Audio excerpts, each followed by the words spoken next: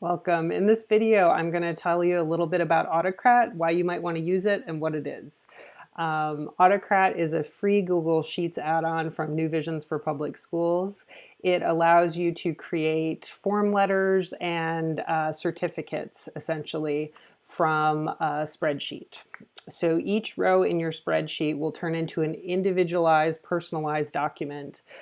You set it up with a template in either Google Slides or in Google Docs, depending on what format you want your document to be.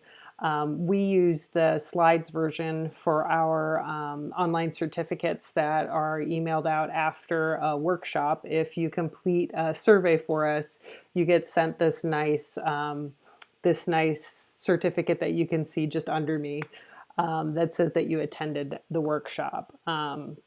Because Google Forms can tie to Google Sheets, this means that you can take form data and automatically send out documents based on whatever your audience is putting in that form. Some applications for teachers that might be useful and time-saving are certificates for a summer reading program, individualized assignments like the one pictured over, oh, I'm on the wrong side, over here, that allow you to get some input from students and then give them an assignment that's tailored to the goals that they've set for themselves or the particular media or project that they're wanting to do. Another great application would be for parent-teacher conferences. You could easily email out information about students' grades, their progress, and even comments that you've made about them over the course of the time that you have before parent-teacher conferences.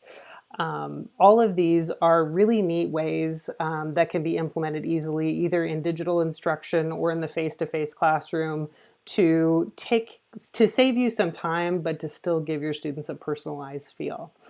In the series of videos that follow, I'm going to go through a lot of specifics. If you're a tech-savvy person, you probably don't need to watch everything. Even if you aren't a tech-savvy person, not all of the videos will necessarily apply to you, so make sure you're choosing the ones that fit your goal.